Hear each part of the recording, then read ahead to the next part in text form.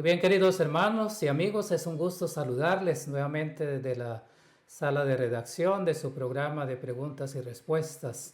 Tu pregunta es el tema. Qué bueno poder estar con ustedes nuevamente y permitirnos poder estar en su casa, en el trabajo, donde se encuentren en este momento. Quiero dar la bienvenida también a la hermana Raquel Orce. Gracias. Hermana Raquel, qué bueno que esté otra vez con nosotros en el programa de hoy. Y a ustedes, gracias por también compartir con nosotros en el programa. No olviden que lo pueden hacer también si tienen preguntas. Lo pueden enviar al correo de info@sda1844.org. Allí pueden enviar sus preguntas o algún asunto referente a los temas, y especialmente ahora que estamos estudiando el capítulo 11 del libro de Daniel.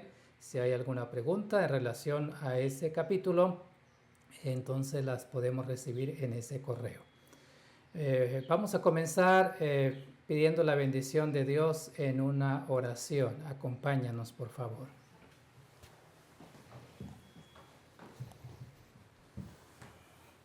Padre nuestro que estás en los cielos, gracias te damos por la oportunidad que nos ha regalado de poder tener este momento también para la presentación del programa de preguntas y respuestas en el día de hoy. Bendice a cada uno de los hermanos que se han conectado, bendice también su familia, bendice tu iglesia también a nivel mundial. Bendice a la hermana Raquel que va a contestar a las preguntas y va a ampliarnos referente a este tema que es el de Daniel capítulo 11. Te pedimos la bendición y que tu gracia pueda estar en nuestros corazones, que tu Santo Espíritu pueda darnos la sabiduría necesaria para poder entender tu palabra. Te lo agradecemos y lo pedimos todo en el nombre del Señor Jesús. Amén. Amén. Muy bien, queridos hermanos, nuevamente sean todos bienvenidos. La semana pasada hemos comenzado una serie referente al capítulo 11 del libro de Daniel. Esto debido a que muchas personas han enviado preguntas desde hace tiempo atrás acerca del capítulo 11 del libro de Daniel. Y nuevamente, hermana Raquel, bienvenida. Gracias. Y hoy vamos a continuar. Y tengo aquí, hermana Raquel, algunas preguntas. Y la primera de ellas es, ¿cómo describe la Biblia el cambio de los imperios, especialmente entre los medos y ahora también Grecia? Es muy interesante comprender que estas transiciones de imperios que simplemente en Daniel 2 estaban presentados secuencialmente, en Daniel 7 caracterizados por sus atributos, y aquí en Daniel 11 nos centramos específicamente en el paso en esta presentación del imperio medo-persa al griego. Y tenemos muchísimos detalles en el propio capítulo de Daniel 11 que nos ayudan a localizarlo en el tiempo, en el espacio y las circunstancias, puesto que si recuerdan la primera presentación, que básicamente se centraba en el imperio medo-persa, pues había una secuencia donde decía que vendrán 4 reyes y después es cuando se produce esa hostilidad. La transición se da entre estos 2 territorios geográficos, especialmente si consideramos que Medo-Persia está localizada inicialmente, los medos y los persas, en lo que hoy es Irán. Por lo tanto, estamos en Asia. Cuando hablamos de Grecia, estamos hablando de Europa. Mientras que Babilonia y Medo-Persa estaban centradas en el continente asiático, aquí tenemos una transición geográfica muy importante, puesto que a partir de este tercer imperio ya no se centraliza más los poderes hegemónicos, ni no más en Asia, sino que vemos una transferencia continental significativa. Y Daniel 11 en sus detalles nos lo permite constatar, precisamente porque interconecta Medo-Persia con Grecia y especifica además que sería un proceso. Es decir, la formación de Grecia no tiene la misma estructura o dinámica de consolidación que encontraríamos en imperios previos como sería el babilónico o el medo-persa, puesto que se consolidan, se solidifican en formas monárquicas y absolutistas. Lo que hoy conocemos como el país de Grecia no correspondería únicamente a lo que en este tema vamos a estudiar, es decir, el territorio era mucho más extenso, y lo veremos en los mapas, porque incluiría Macedonia, Bulgaria, Serbia, que ahora son países independientes, además de Grecia como tal. Así que estamos hablando de una extensión territorial mayor, que no tiene un gobierno centralizado, sino que tiene un sistema de ciudades confederadas. Así que esta transición se da en el tiempo y en el espacio, y las Sagradas Escrituras, específicamente en Daniel 11, lo tenemos señalado con rasgos que nos permiten enfocarnos determinantemente en el tiempo. Muy bien, muchas gracias, hermana Raquel, por esta explicación en relación a esa forma como se describe los cambios que hubo en cada uno de esos reinos. Cuando nosotros estudiamos Babilonia, los medos y persas, encontramos que hay una relación muy especial con el pueblo de Dios, ¿no? Porque Babilonia, aún el mismo rey se convierte a través de aquellos sueños que había tenido y la forma como Daniel le pudo mostrar al Dios verdadero. Él llega a convertirse también. Los medos y persas también tuvieron que ver mucho con el pueblo de Dios también en su tiempo. Aún los decretos que se dieron para poder que el pueblo de Dios fuera libre, nuevamente regresar, de acuerdo a la profecía de los 70 años, para regresar nuevamente a Jerusalén. Pero la pregunta que podemos hacernos es cuál fue la relación de Grecia, especialmente de Alejandro Magno, en relación con el pueblo de Dios de aquel entonces. Bien, tenemos dos fases importantes cuando hablamos de Grecia, es decir, una parte fundamental es cuando ellos no están centralizados, sino que ellos establecen colonias representativas a lo largo del Mediterráneo, que básicamente sería Atenas y Esparta, y también Corinto. Y en este periodo también tienen relaciones comerciales durante inclusive el periodo medo-persa con lo que era la provincia de Judea. Por lo tanto, eran y tenían conexiones comerciales y de tránsito. Ahora, cuando llegamos a un gobierno centralizado que lo consigue Alejandro Magno, aunque su padre Felipo II lo consiguió como tal, él simplemente lo cimentó, Alejandro fue extremadamente amistoso con los judíos. De hecho, él cruzó el territorio al ir a Egipto y anexionarlo a su reino. Y pasó por Jerusalén, el sumo sacerdote salió a su encuentro, él admiró y admiraba la cultura, la historia y también la trascendencia del pueblo judío.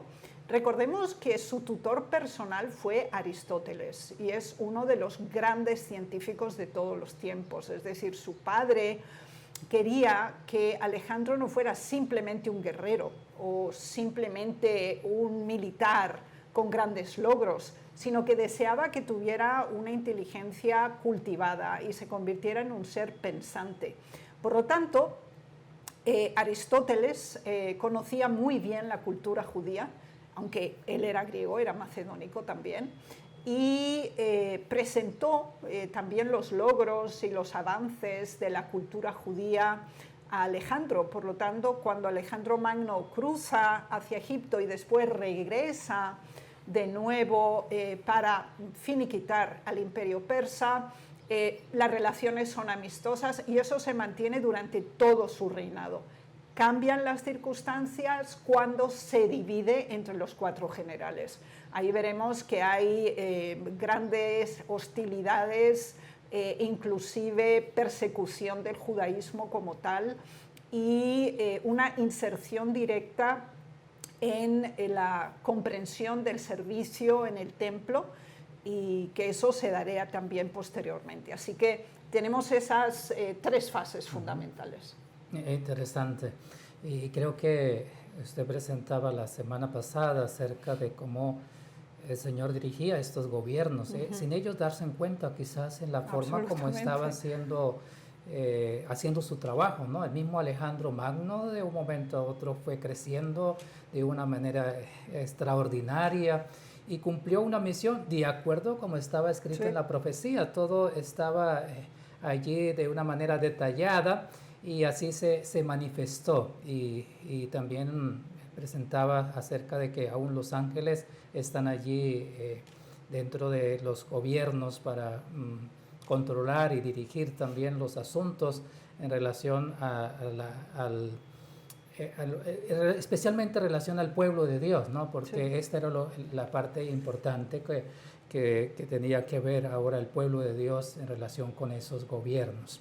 Pero usted habló de 4 generales que después de Alejandro Magno, como sabemos en la historia, fue muy corto su tiempo y ahora aparece 4 generales. La pregunta que quizás podemos hacernos en cuanto a esos 4 generales, ¿cuál fue de esos 4 los más predominantes de aquel entonces? Bueno, básicamente cuando fallece Alejandro en una forma sorpresiva, pensemos en su juventud, algo más de 30 años, la rapidez de la adquisición de territorio, además él se consideraba Dios a sí mismo, y se declaraba digno de adoración. O sea, para él no formaba parte de su plan la mortalidad, es decir, que él se muriera. Esa fue una intervención directa de Dios en su vida. Y entonces, claro, él entendía que tenía que crear una dinastía para preservar todos estos territorios, pero él tenía apreciación excelsa por el mismo género y un rechazo abierto hacia el género femenino. Por lo tanto, esto fue algo que él fue postergando, aunque en el último año de su vida decidió casarse con una princesa de origen medo-persa también, simplemente con el fin de procrear y de alguna manera de formalizar una línea dinástica. Sin embargo, él fallece antes, inclusive del nacimiento de este bebé, de su hijo. Y a su muerte, pues entre estos generales, el testamento de Alejandro fue que el más fuerte se quede con todo. Ese fue el testamento. Por lo tanto, entre ellos 4 surge un conflicto pues significativo. Obviamente, aunque todos entre sí eran macedonios, todos se habían creado juntamente con Alejandro, habían recibido la misma educación que él bajo Aristóteles, pertenecían a la nobleza griega macedónica y lo habían acompañado en todas las campañas. Ahora se unen con un primer propósito: eliminar cualquier posibilidad de línea dinástica, porque si no ellos quedan fuera. Entonces, bueno, en circunstancias muy extrañas, fallece el hijo de Alejandro. El heredero. Sí, aunque sí nace, fallece el bebé y fallece la madre. Había ciertos hermanastros en Macedonia de la línea del padre, porque con la madre Felipe II se casó 7 veces y lo hizo para tener coaliciones políticas, pero con la madre de Alejandro solo tuvo Alejandro. Pero de la línea dinástica macedónica sí había otros que podían postular. Bueno, estos 4 generales también se encargaron de que la línea dinástica quedara cancelada también. Hubo toda una serie de intrigas, por lo tanto, ellos 4 eran la única opción. Ahora, entre estos 4, cuando ellos ya se consolidan, empieza el segundo nivel de conflicto, porque, bueno, las áreas más ricas en ese momento, a nivel de comercio, a nivel de productos y de recursos, era Egipto y el territorio de Mesopotamia, ¿sí?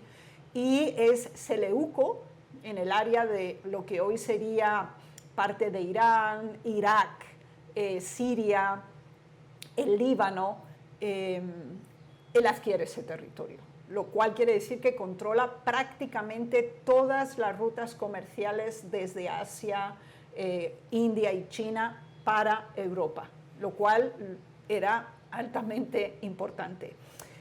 Ptolomeo toma Egipto y esos eran los territorios con mayores recursos y mayor nivel de riqueza. Por lo tanto, serían estos dos, Seleuco y Ptolomeo, que ambos crean una línea dinástica. Y tenemos la línea de los Ptolomeos y tenemos la línea de los Seleucidas. ¿Esto qué quiere decir? Que Casandro y Lisímaco quedan inicialmente reducidos a un territorio mucho más pequeño. Lisímaco queda con parte de Asia Menor y Casandro con la península de Grecia, lo que era originalmente el territorio del cual todos procedían. Sin embargo, Seleuco pretende no solamente controlar la ruta comercial que viene desde India, China y Asia Central hacia Europa parcialmente, sino que también quiere anexionarse Asia Menor, porque de esa manera sí tiene todo el tráfico completo y el acceso al Mediterráneo. Y realmente lo consigue. Es decir, Lisímaco no puede crear una línea dinástica o un ejército tan potente y consolidado como el de Seleuco, y al final cede a la anexión de territorios. En Grecia, con Casandro, se producen grandes divisiones internas y él reina durante un periodo relativamente extenso durante su propia vida. Sin embargo, su dinastía no tiene prosperidad y no es reconocida por el resto de los grupos dominantes en Grecia. Así que sería únicamente Seleuco y Ptolomeo los que realmente conseguirían trascender del imperio que había creado Alejandro. Y Daniel 11 lo desarrolla más. Ya, interesante, ¿no? Porque de ahí se amplía todo lo demás del capítulo 11, ¿no? En eso que usted está explicando, esos 2 personajes que especialmente fueron los que predominaron, los que hicieron que pudieran tener más poder de los 4 generales de Alejandro Magno. Hermana Raquel, yo pienso que sería interesante poder ampliar un poco más el asunto y pueda tener el tiempo para que usted pueda hablarnos un poco más sobre esta parte, especialmente del reino de Grecia, ¿no? Que es lo que está mencionando en este momento. Entonces, vamos a escucharle, por favor. Gracias. Con la ayuda del Señor, basándonos en la Biblia, el espíritu de profecía y los datos históricos, coordinaremos estas 3 dimensiones de información en la presentación que visualizaremos. Así que trataremos estrictamente en esta segunda presentación los versículos 3 y 4 que cubren no solamente la Grecia arcaica, la Grecia clásica, sino también la Grecia helenística. Bien, queremos a nivel de introducción considerar Juan 14, 29. Se nos dice, y ahora os lo he dicho, antes que suceda, para que cuando suceda creáis. Es muy interesante que las declaraciones de las Sagradas Escrituras no solamente tienen una importancia como tal y es vital cuando son pronunciadas y transcritas por los profetas, sino que además tienen una trascendencia que en su cumplimiento reconfirma la fe y también la exactitud de las declaraciones realizadas. Y justamente en el libro de Daniel podemos constatar que lo dicho sucedió.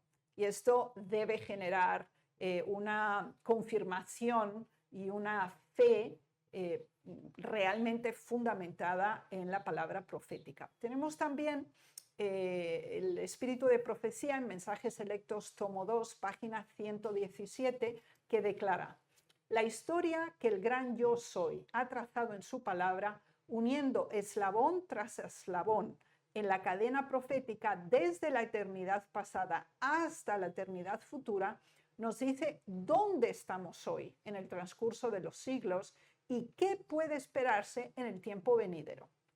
Este principio de estudio y de coordinación de la palabra profética es fundamental. Aquí se nos dice que es eslabón tras eslabón en la cadena profética, es decir, son distintas unidades, distintos poderes, distintas áreas geográficas que están interrelacionadas y que finalmente conforman esa eternidad pasada hasta la eternidad futura. Y exactamente es lo que estamos implementando al ofrecerles esta explicación. Bien, habíamos cerrado la presentación anterior con Daniel 11, cubriendo los versículos 1 al 2, pero nos habíamos detenido específicamente en el versículo 2 y lo vamos a revisar una vez más para que no solo retomemos donde cerramos la presentación anterior, sino que también entendamos que el surgimiento de Grecia como un imperio territorial está fundamentado en la relación que mantuvieron con Medo-Persia. Leamos: y ahora yo te mostraré la verdad. He aquí que aún habrá 3 reyes en Persia, y el cuarto se hará de grandes riquezas, más que todos ellos, y al hacerse fuerte con sus riquezas, levantará a todos contra el reino de Grecia. Así que no vamos a hablar de Persia, lo hemos estudiado ya, pero sí podemos claramente establecer esos dos eslabones en la cadena profética, es decir, Persia por una parte, que no está aislada del surgimiento de los poderes que generarían el imperio griego. Aquí pueden observar en el mapa la gran extensión del imperio medo-persa, el más extenso hasta ese momento, y cubre realmente parte de África, un continente, el asiático hasta India, y además llega hasta Europa, especialmente en el área de Tracia. Hoy esa parte es Turquía, pero sí corresponde su expansión a 3 continentes. Veremos justamente ahora cómo se da esta transición de Medo-Persia a Grecia. La primera referencia que tenemos está en Daniel 2. En Daniel 2, con la descripción de la estatua, pechos y brazos de plata, es ese poder dual de medos y persas, masivo en fuerza, pero inferior en esplendor cultural a Babilonia, que era la cabeza de oro. Ahora, Grecia en Daniel 2 obviamente está presente y corresponde al vientre y los muslos de bronce. Por lo tanto, vemos que se refiere generalmente a la hegemonía helénica, no únicamente a Alejandro Magno, porque tiene distintas fases y lo veremos en detalle. Sin embargo, el bronce no es simplemente una reducción de metal noble, sino que además representa el armamento característico de los soldados griegos, que era de bronce y se denominaba hoplitas. Y era para todos los territorios anexionados a Grecia posteriormente, un elemento de definición. Pasamos a esta transición porque, como mencionamos, hay una sustitución de metales. Entonces, el bronce desplaza la plata y el eje de poder mundial se traslada desde Asia hacia Europa. Así que la transición se da a nivel de metal, a nivel de localización en el cuerpo de la imagen y también a nivel geográfico. Vayamos a la referencia segunda que tenemos de esta transición en Daniel 7. Y ahora lo tenemos en forma de bestias. Entonces tenemos a Medo-Persia como el oso, que está inclinado de un lado, es decir, el dominio persa tomaría la hegemonía. Tiene 3 costillas en la boca, que simboliza sus principales conquistas por regiones: Babilonia, Lidia y Egipto. Y tenemos subsecuentemente para Grecia el leopardo, que obviamente es un contraste significativo con el oso, puesto que es ágil y rápido en extremo. Entonces, sus 4 alas indican la velocidad de conquista de Alejandro Magno y sus 4 cabezas la división futura. Por lo tanto, comparando el oso y el leopardo, aunque hay una secuencia, la diferencia es significativa, porque en ese proceso de transición observamos un contraste de fuerzas. La agilidad y la estrategia militar del leopardo terminan devorando la pesadez del oso masivo.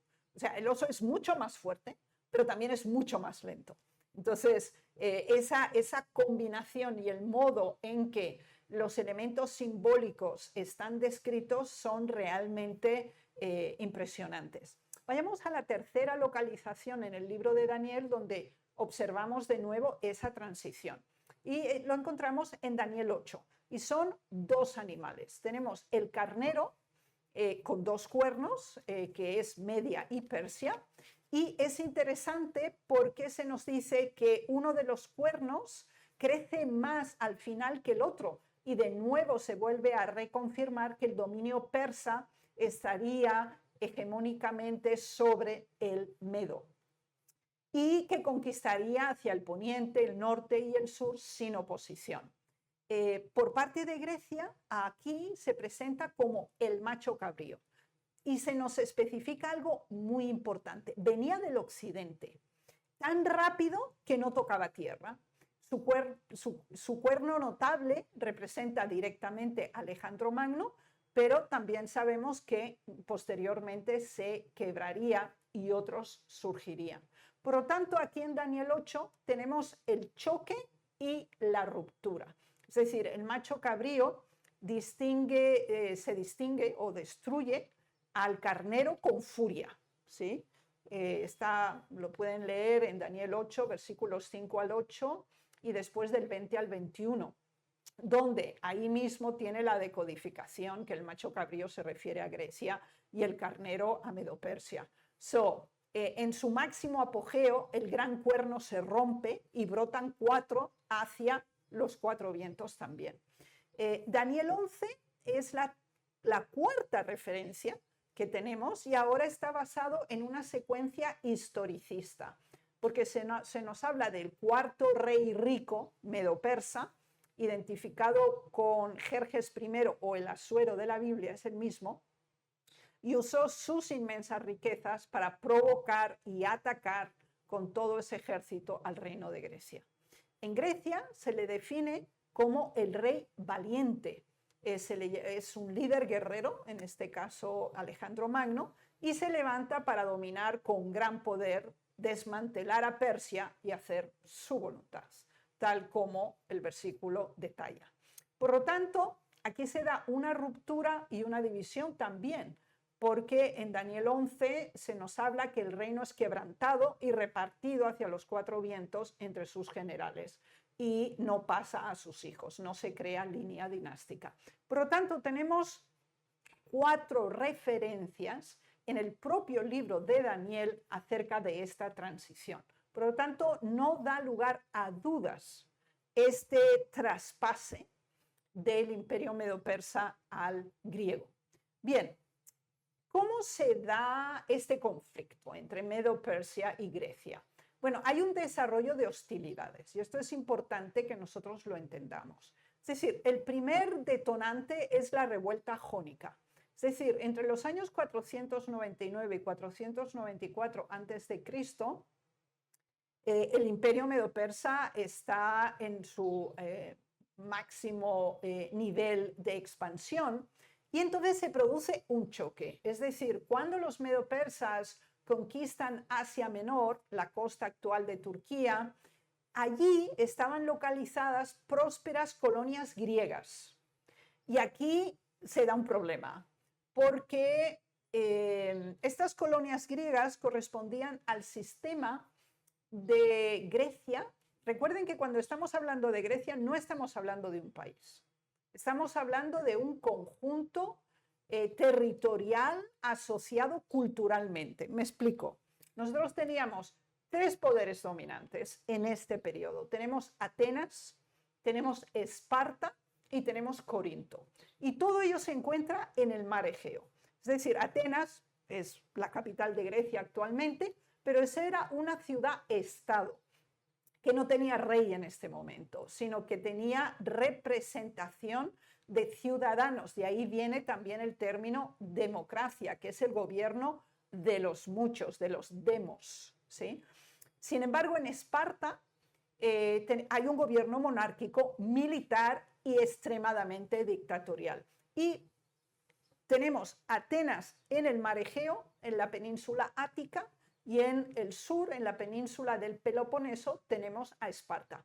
Enemigos entre ellos mismos. Solo estaban en paz cuando se realizaban las Olimpiadas. Entonces había una cesión de hostilidades entre ellos. Y Corinto estaba entre el territorio de Atenas y el territorio de Esparta, que es justo el istmo que conecta la península Ática con la península del Peloponeso. Y era altamente comercial. Entonces, es interesante que Atenas y Corinto no estaban interesadas en conquistar territorio, ni en su propio área continental, sino simplemente crear centros con población griega en distintos lugares de la costa del Mediterráneo, tanto en la costa norte como en la costa sur. Y entonces crear toda una ruta comercial. Los espartanos no tenían esa dinámica de expansión. Ellos potenciaban como el mayor ejército de los griegos el conflicto armado y la conquista territorial. Por lo tanto, cuando los medo-persas se extienden hacia Asia Menor y llegan a esas zonas costeras donde tanto atenienses como corintios tenían estas colonias griegas que eran pequeñas ciudades-estado, centros comerciales, centros de navegación, lugares de almacenes y también de transporte para todo el resto del Mediterráneo, el imperio medo-persa les exige pago de tributo, es decir, impuestos. Bien, estas colonias griegas, que eran básicamente corintios y atenienses, se niegan. No, ellos rechazan este imperialismo medo-persa. Bueno, pues son oprimidos y subyugados por los medo-persas y ellos piden ayuda a Atenas. Y Atenas pues les envía ayuda. Y ahí estas ciudades jónicas, aunque culturalmente eran griegas, fueron obligadas a pagar tributo a los sátrapas o gobernadores persas y a servir en su ejército. Y esto ya crea el primer choque entre griegos de cultura griega y los medo-persas. Pero esto escala, es decir, se da una rebelión. Entonces, estas colonias hartas del dominio extranjero, las ciudades jónicas se rebelan en el año 499 y piden ayuda a la Grecia continental y específicamente Atenas envía 20 barcos para apoyarlos. Ahora, ¿qué ocurre? Son destruidas. Este grupo naval que envió Atenas y el rey persa, el rey persa Darío el Grande, aplastó esta rebelión y destruyó la ciudad de Mileto. Y juró vengarse de Atenas por haber intervenido en sus dominios, porque entonces el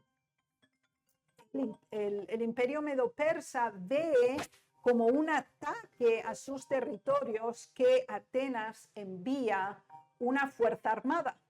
Y esto le justifica que debe sancionar a Atenas y a la cultura griega en general.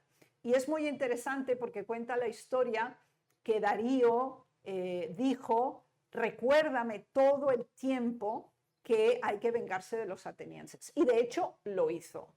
Y entonces este es el detonante o el punto de partida de tensión entre griegos y medopersas. Vamos a la segunda fase, que ya es una guerra abierta, que se da y se denomina las guerras greco-persas. Esto es en 492 al 449 a.C. Y tiene dos fases esta. La primera guerra es en el 490 y se da una invasión. Es decir, Darío primero envió una flota militar directamente contra Atenas. Recordemos por qué, ¿sí? Y ahí se da la batalla de Maratón. Contra todo pronóstico, el ejército ateniense, usando la formación de falange, derrota al numéricamente superior ejército persa en las llanuras de Maratón, y los persas tuvieron que retirarse, demostrando que el gigante asiático no era invencible. Pero esto no había terminado aquí. Es decir, Darío había tomado el poder militar griego en una forma muy banal, y ahora él tampoco había realizado esfuerzos específicos, y ahora se da cuenta que es serio el encuentro con los griegos ya en el área continental. Entonces organiza otro ataque importante, pero ahora no lo hace Darío, sino lo hace su hijo, que es Jerjes, o el Asuero del libro de Esther. Entonces Darío le transfiere esa responsabilidad de vengar dos veces a los persas, primero por el ataque que Atenas hizo en Asia Menor, y después por la pérdida de esta primer ataque que realizaron. Y ahora esta segunda guerra, que la dirige su hijo, Asuero, cubre del 480 al 479. Y aquí se cumple de forma matemática el texto de Daniel sobre el cuarto rey, quien usó estas inmensas riquezas de su imperio para reclutar un ejército colosal. Es decir, estimado por los historiadores antiguos en cientos de miles de hombres, e invadir Grecia ahora no solo por mar, sino también por tierra. Entonces se dan varias confrontaciones. Tenemos las Termópilas, donde el rey espartano Leónidas y sus famosos 300 guerreros, juntos a unos pocos miles de aliados, contuvieron al gigantesco ejército de Jerjes o Asuero en un estrecho desfiladero durante 3 días, sacrificando sus vidas para dar tiempo a Grecia a prepararse. Y después tenemos dos confrontaciones, Salamina y Platea, donde Asuero o Jerjes logra llegar a Atenas y la incendia. Es decir, el emperador medo-persa en este caso, incendia completamente Atenas. Y consideremos la venganza doble que ahora ellos vienen a perpetrar. Pero la flota griega destruye los barcos persas en la batalla naval de Salamina.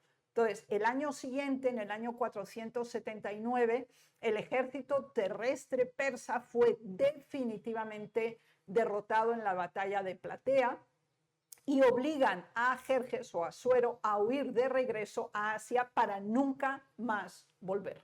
Entonces, vemos que esta dinámica de confrontación tuvo su detonante, tuvo sus claras guerras, y por eso entendemos el contraataque, que sería esa tercera fase, donde Alejandro Magno tiene prioridad en conquistar el imperio medo-persa. Es decir, ellos ya tenían un nivel de odio, aborrecimiento y venganza retributiva contra los persas que es alimentado en estos conflictos. Entonces, tras las guerras greco-persas, las que hemos hablado, el conflicto entra en un periodo de guerra fría. Es decir, los persas se retiran, pero no están satisfechos. Entonces, ¿qué hacen ahora los persas? Los persas intentan y consiguen con gran éxito dentro de los griegos que ellos no estén unidos. Entonces, ahora empieza una guerra civil en Grecia. Y es la guerra del Peloponeso, que es Atenas con Esparta. Entonces, Persia financia a Esparta para que gane a Atenas. Es decir, es una guerra indirecta, ¿sí? Y ahora, ¿qué ocurre? Pues ambos son destruidos. Esparta destruye a Atenas, segunda vez. La primera la dicen los persas, después Esparta lo hace. Pero ¿qué ocurre? Esparta era admirada por todos los griegos y toda la cultura griega. Pero ahora rechazan a Esparta. ¿Por qué? Porque dicen, ¿cómo tú pudiste destruir a otros griegos? ¿Y quién te financió? Persia. Entonces tú eres un traidor. Así que ahora Atenas pierde todo su poder financiero, comercial y naval, y Esparta, que sí preserva su ejército, queda aislado de su hegemonía y su buena reputación dentro de la cultura griega. Pero entonces emerge otro poder en Grecia, que es Macedonia, es el norte de Grecia. Entonces la situación geopolítica dio un giro radical en el siglo IV a.C. y se da la unificación macedonia. Entonces el rey Filipo II de Macedonia logra unificar todas las ciudades-estados griegas bajo una sola liga militar, con un objeto común, vengarse de Persia por las invasiones pasadas. Y esto es realmente importante porque vemos que hay todo un proceso que se va dando hasta que se llega al punto álgido y aparece este rey valiente. Es decir, su padre, Felipe II, ya estaba organizando un ejército para ir contra Persia. En ese proceso, él es asesinado y entonces su joven hijo Alejandro asume el trono y ya en el año 334 a.C., Alejandro cruza hacia Asia Menor con un ejército disciplinado, iniciando la campaña militar más brillante de la antigüedad. Entonces, esto se da en una forma procesual, pero en constante progreso. Entonces, aquí se da la caída de un imperio, es decir, en una serie de batallas magistrales, Gránico, Isos y Guaguamela, Alejandro desmanteló por completo el ejército del rey persa Darío III y Alejandro conquistó las capitales reales de Susa y Persépolis, absorbiendo todo el territorio persa hasta la India. ¿Sí? Entonces, esta dinámica de desarrollo es realmente importante entenderla. Aquí veámosla geográficamente, ¿sí? En el primer mapa, ustedes pueden ver que esta es la época arcaica, básicamente del siglo IX a.C. al siglo VI a.C. Y pueden observar estas ciudades-estado en Grecia, así como también estas ciudades que se encontraban en Asia Menor, que estaban originalmente bajo el dominio medo-persa. Y tenemos, bueno, ahí lo pueden visualizar, la península del Ática con Atenas, la península del Peloponeso con Esparta, Corinto en el medio y Macedonia completamente al norte. Pero ante la decadencia de estas tres, Atenas, Corinto y Esparta, Macedonia consigue unificar todo ese territorio y a partir de ahí también extenderse. Pero ustedes pueden observar en el mapa central esa época clásica donde en el siglo V, la primera mitad del siglo XIV a.C., pueden observar todas esas colonias que ustedes ven en color rojo en el fondo amarillo, son áreas de asentamiento griego, es decir, tenemos desde la Europa occidental, de la península ibérica, en lo que hoy sería Cataluña o el este-sur de España, pasando también por Francia, las islas de Córcega, Cerdeña, el sur de Italia, la isla de Sicilia, también el norte de Grecia, de África, y ustedes pueden ver la expansión que se da al unir después, posteriormente, todos estos territorios y ven cómo se extienden en la costa. Por lo tanto, esta es la época clásica que después se desdobla en ese tercer mapa que ustedes ven aquí, que ya sería la tensión que se da entre Atenas y Esparta y Macedonia, que surge como un poder significativo, como esas colonias griegas aún están formando parte del imperio persa, pero el imperio persa también se ha insertado ya en el área balcánica, en el norte del territorio de Tracia y Macedonia. Así que aquí basaremos la época arcaica, la época clásica y posteriormente la época helenística. Bien, vayamos a este momento en que hay un cambio de poderes. Mientras que originalmente en Grecia el poder estaba centralizado en el sur, ahora va hacia el norte y es Macedonia, justo como ustedes lo pueden visualizar en pantalla.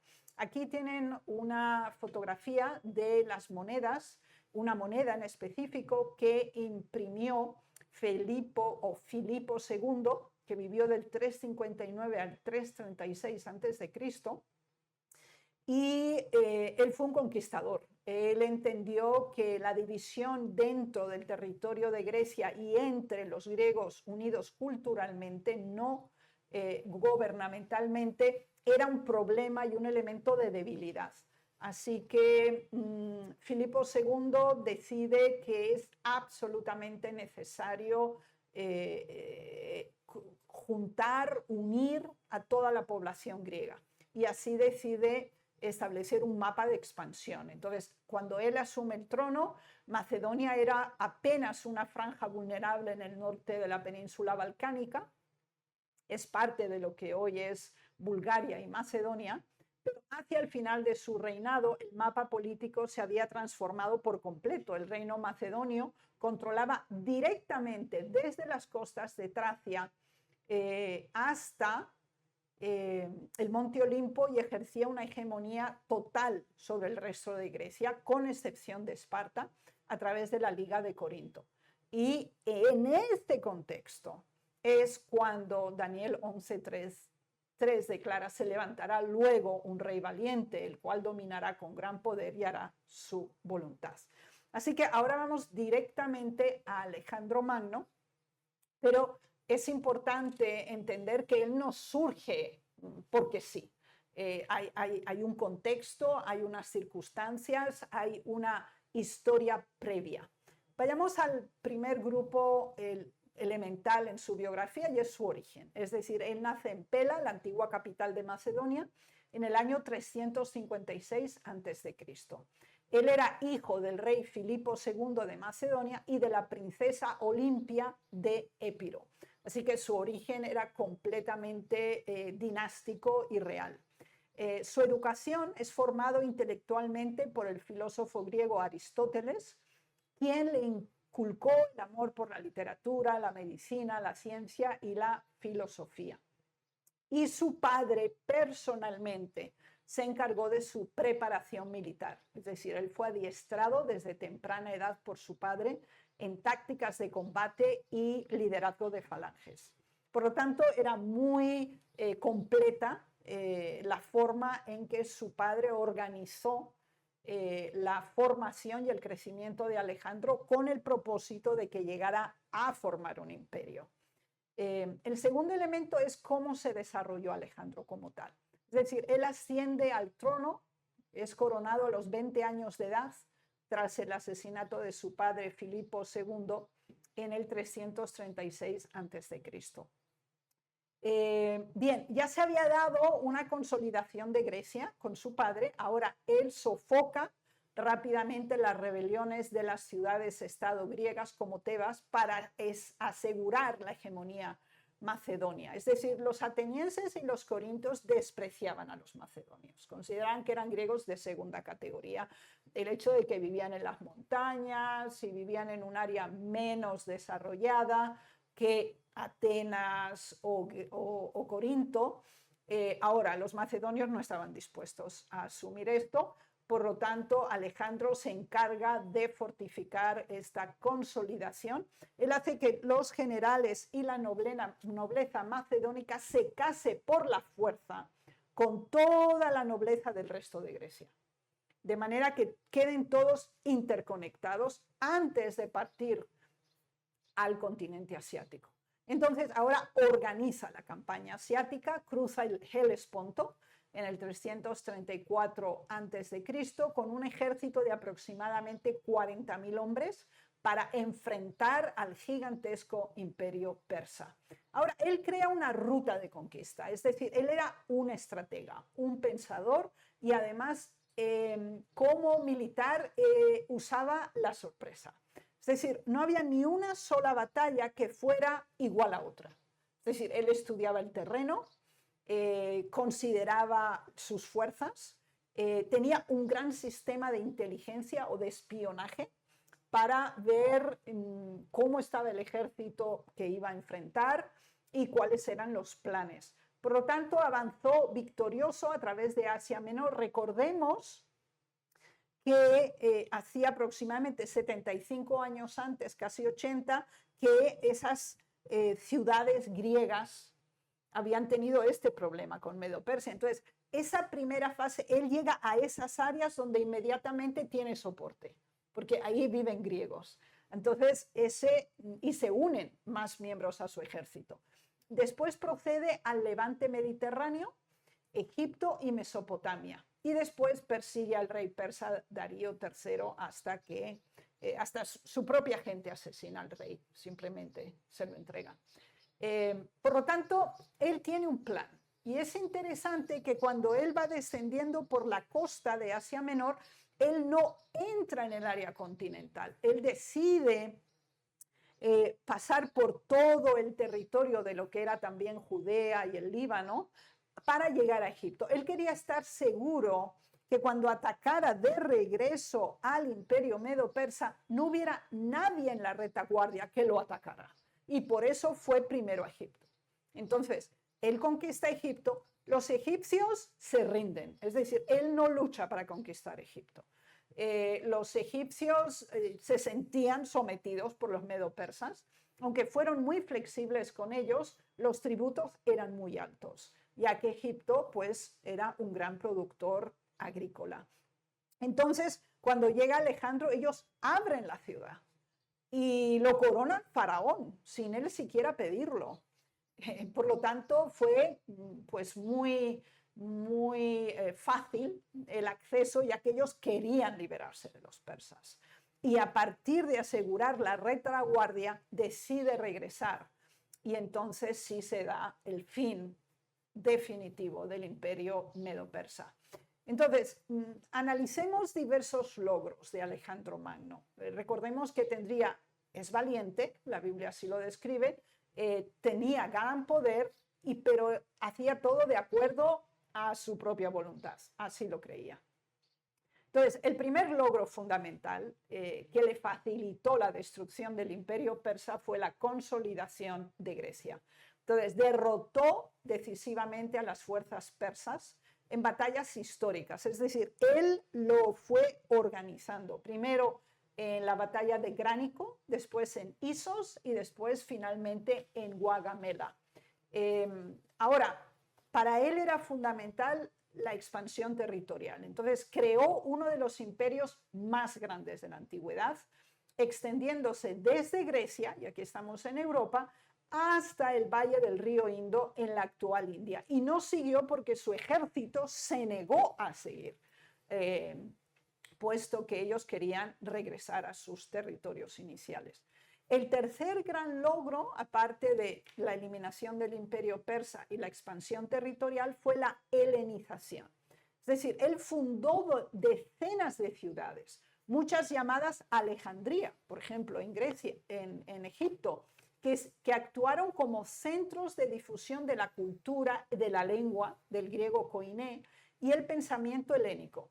Es decir, Alejandro tenía una proyección, no era simplemente la conquista territorial o el sometimiento militar o el reconocimiento de él como el máximo emperador, sino que él quería que la gente absorbiera la cultura griega.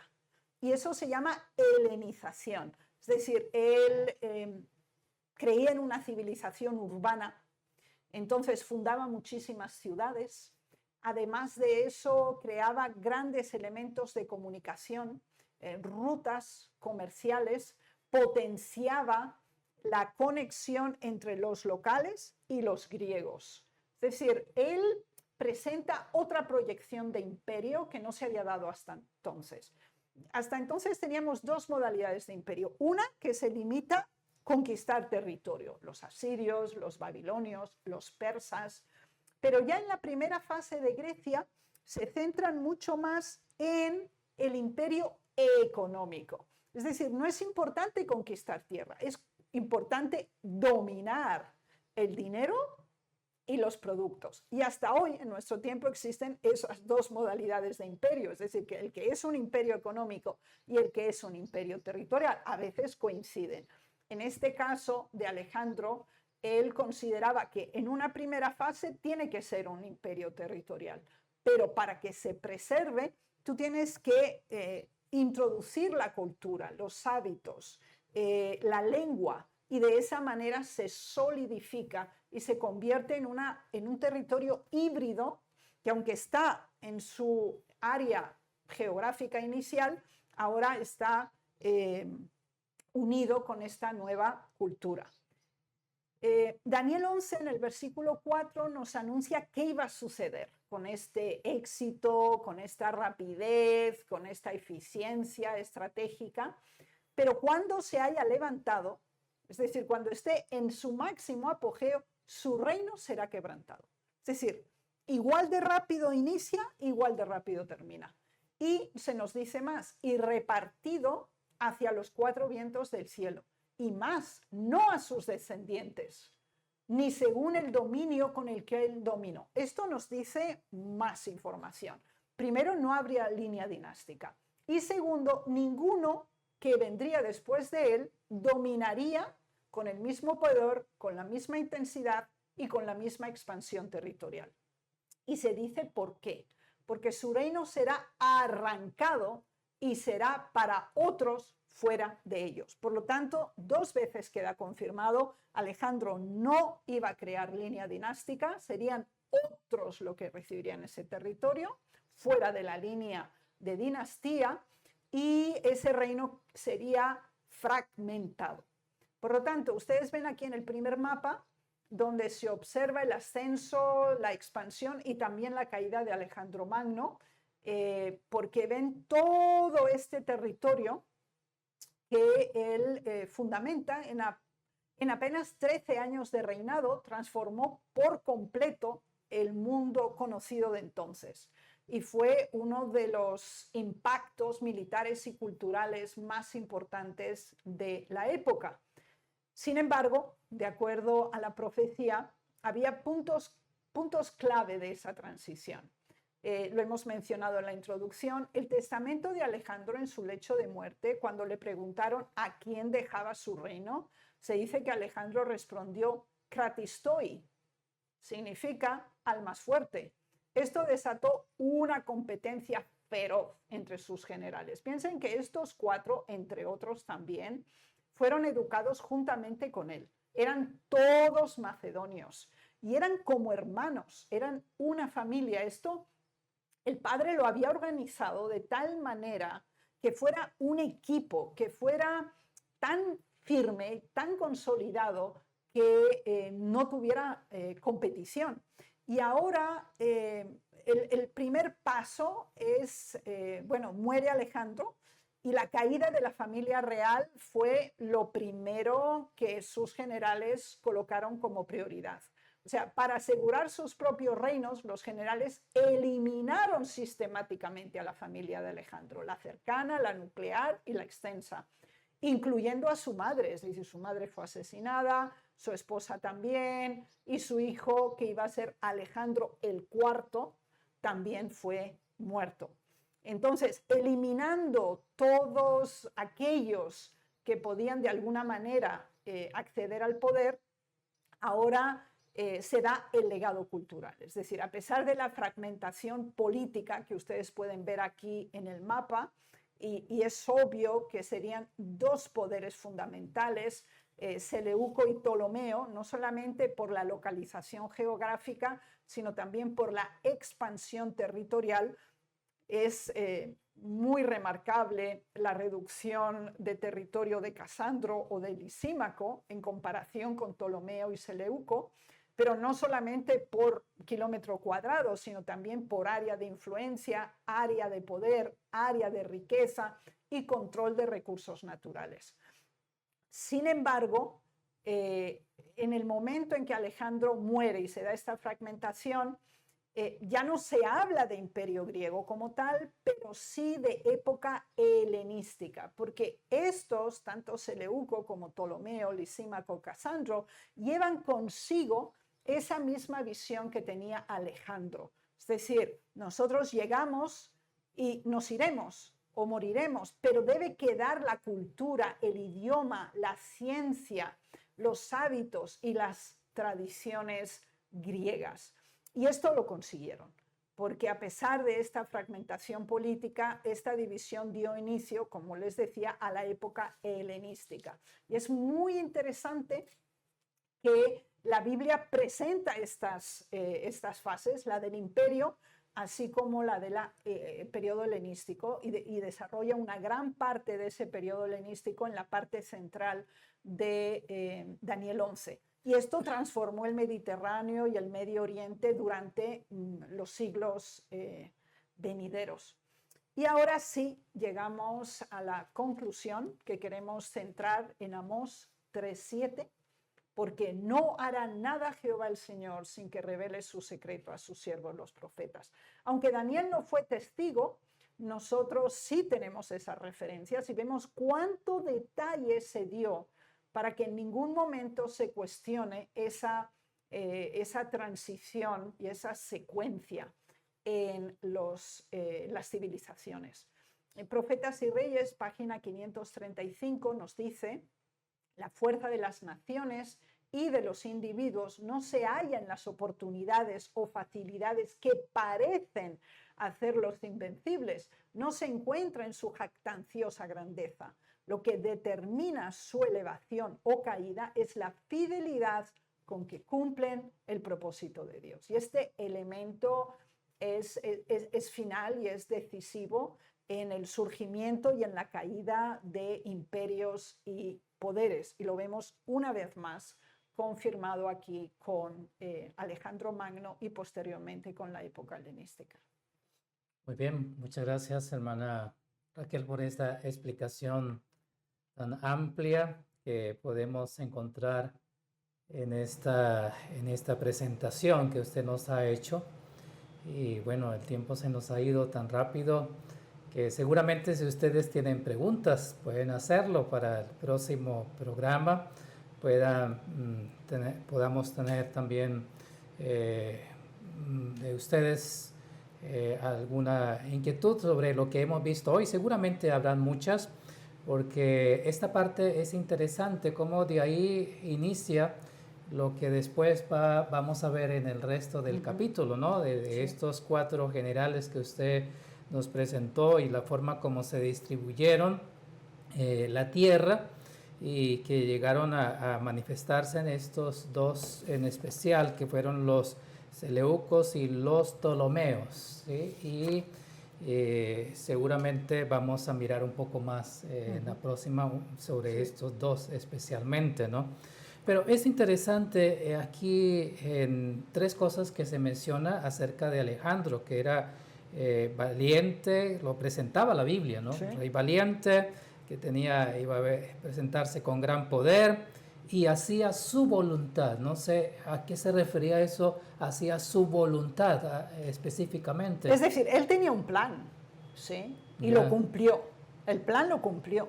Es decir, el plan se lo habían presentado en dos versiones. La militar, su padre. Ya. Y la intelectual y racional fue su tutor Aristóteles. Entonces, su voluntad era llegar a ser hegemónico, a dominar todos esos territorios, que en ese tiempo era el centro de la civilización del mundo occidental. Y por lo tanto, de acuerdo a su criterio, él cumplió su voluntad. Interesante, Obviamente, ¿no? porque sí lo consiguió, claro, Dios se lo permitió. Exactamente, porque esa es la otra parte que usted presenta al final del párrafo, aunque él Sí. estaba haciendo su voluntad, pero en general estaba haciendo también la voluntad de Dios. Es correcto. Porque el párrafo dice cumpliendo el propósito de Dios. Sí. Y no solamente en Alejandro Magno, ¿no? Sino lo vimos también en Babilonia, o sea, como el enemigo quería estorbar el plan de Dios, pero de una manera especial el plan de Dios se cumplió como tal, como Dios lo había establecido. Y lo mismo los medos y persas que tuvieron en su tiempo, pero en Grecia también, aunque fue muy rápido el inicio y la forma de la conquista, para el cumplimiento también así de la profecía, que venía de una forma valiente, de gran poder, y pudo conquistar, como lo vimos en 13 años, todo lo que había conocido en ese entonces de las naciones, y fue pasando y fue cumpliendo también lo que él quería, ¿no? Su voluntad. Pero detrás de eso estaba la voluntad de Dios, y cómo el Señor usaba estos personajes para poder cumplir lo que ya estaba profetizado como tal, como que estaba ya predicho que ellos iban a cumplir. No sé si tenemos alguna palabra más para concluir. Bien, yo creo que solamente podemos expresar admiración por los detalles que el Señor nos ha permitido entender a través de su palabra, y nos damos cuenta que no es necesario realizar ninguna especulación o ningún tipo de extraña interpretación de Daniel 11, aunque parece y ha sido expuesto en general como un capítulo difícil de comprender o que es enigmático. Haciendo esta secuencia y estudiándolo basado en la propia comprensión del texto, con la asesoría del espíritu de profecía y la historia, nos damos cuenta que la explicación es realmente fluye como tal. Es decir, no tenemos que forzar datos, ni eventos, ni personajes, sino que el propio texto nos facilita esa misma comprensión. Así que creo que nuestra fe debe ser fortalecida y debemos centrarnos en el estudio de la Biblia y del espíritu de profecía y abandonar reflexiones especulativas sobre este tema. Fundamentémonos en la verdad, y eso nos permitirá confrontar cualquier otro tipo de interpretación que no coincida con la verdad, ya que la conocemos. Ya, yo estoy de acuerdo, hermana Raquel, con esa última forma como usted lo presenta, de que debe ser basado con la Biblia, el espíritu de profecía, y así no necesitamos entrar en especulaciones. Y es interesante, yo pienso que este inicio en estas dos presentaciones coloca las bases para poder de ahí poder entender lo demás, ¿no? Porque cuando entendemos esta parte, seguramente lo que viene después va a ser ya más fácil de poder comprenderlo. Así es. Así que, queridos hermanos, hermanas y amigos que nos siguen, si ustedes tienen alguna pregunta, no olviden hacerla. Recuerden al correo de info@sda1844.org. Allí pueden enviar sus preguntas. Agradecemos porque ustedes han estado con nosotros en el programa del día de hoy. Agradecemos a la hermana Raquel por la explicación de esta parte y la contestación a las preguntas que teníamos. y esperamos vernos la próxima semana. Vamos a concluir con una oración. Hermana Raquel, por favor. Gracias.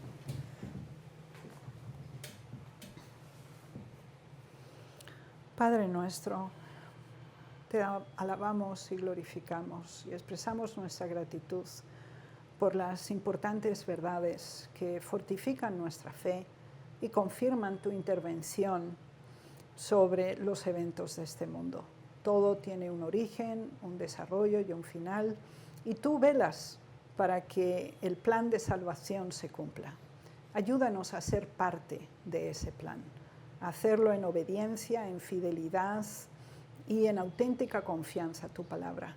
Podemos ver cómo nos acercamos a los eventos finales y deseamos ser parte activa en esa difusión de las verdades fundamentales que nos has confiado.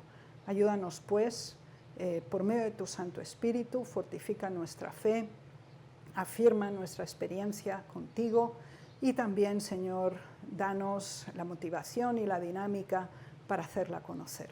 Amén. En el nombre de Jesús. Amén. Amén. Muy bien, nuevamente muchas gracias, hermana Raquel, por haber estado con nosotros y está invitada para la próxima semana, por favor. Y a ustedes también están invitados, que ustedes puedan compartir también el enlace con otras personas para que podamos ampliar también estos asuntos de conocimiento con personas que seguramente va a ser de bendición para ellos. Así de que muchas gracias y también agradecemos al Departamento de Multimedia, a nuestro hermano Omar, por hacer posible la transmisión. El Señor les bendiga y nos vemos la próxima semana.